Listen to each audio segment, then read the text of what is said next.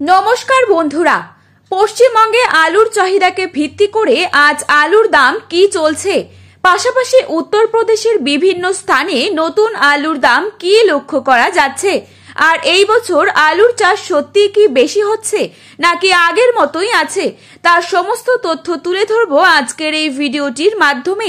ভিডিওটিকে স্কিপ না করে অবশ্যই শেষ পর্যন্ত দেখবেন। আমাদের চ্যানেলে নতুন এসে থাকলে অবশ্যই চ্যানেলটিকে সাবস্ক্রাইব করবেন এবং পাশে থাকা বেল আইকনটিকে প্রেস করে রাখবেন। তো চলুন বন্ধুরা এক নজরেই দেখে নেওয়া যাক। বর্তমানে আলুর দাম অনেকটাই কমে গেলেও রাজ্য সরকার কোনো মতেই বর্ডার খুলতে রাজি নন। পাশাপাশি এই বছর যা আলুর ফলন হতে চলেছে তার রেকর্ড ভেঙে দিচ্ছে পশ্চিমবঙ্গে। প্রথম দিক থেকেই আলুর গাছ ভালো রয়েছে এবং আলু চাষের জন্য অনুকূল আবহাওয়ার পরিস্থিতি বজায় থাকায় আলুর ফলন বিগত কয়েক বছরের তুলনায় এবছর বেশি হয়েছে।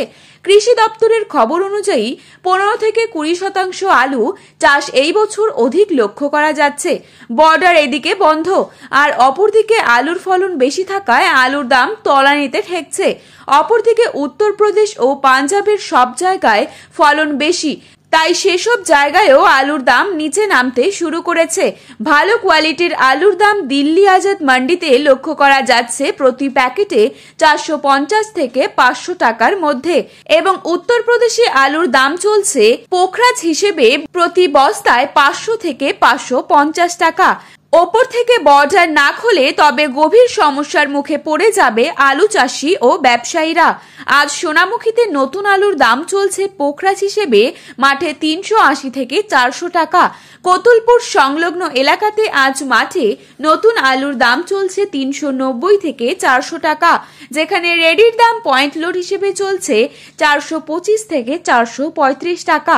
বর্ধমান জেলার জামালপুরে নতুন পোখরাজ আলুর দাম চলছে মাঠে চাষি ভাইদের জন্য 410 থেকে 425 টাকা এবং পয়েন্ট লোডের দাম এখানে শোনা যাচ্ছে 465 টাকা।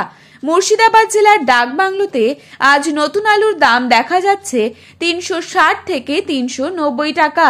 ঝাড়গ্রাম জেলার বিনপুরে আজ নতুন পোখরাজ আলুর দাম রয়েছে 350 থেকে 375 টাকা। মশাগ্রামে আজ রয়েছে 410 থেকে 425 টাকা। পশ্চিম মেদিনীপুর জেলার গড়বেটায় আজ নতুন আলুর দাম চলছে 400 থেকে 410 টাকা। তো বন্ধুরা, এই ছিল আজকের আলু সম্পর্কিত সঠিক আপডেট। প্রতিনিয়ত এরকমই আপডেট পাওয়ার জন্য অবশ্যই চ্যানেলটিকে সাবস্ক্রাইব করে পাশে থাকা বেল আইকনটিকে প্রেস করে রাখবেন এবং ভিডিওটি ভালো লেগে থাকলে অবশ্যই একটি লাইক করবেন এবং ভিডিওটি আপনার প্রিয়জনদের কাছে শেয়ার করতে ভুলবেন না। ধন্যবাদ।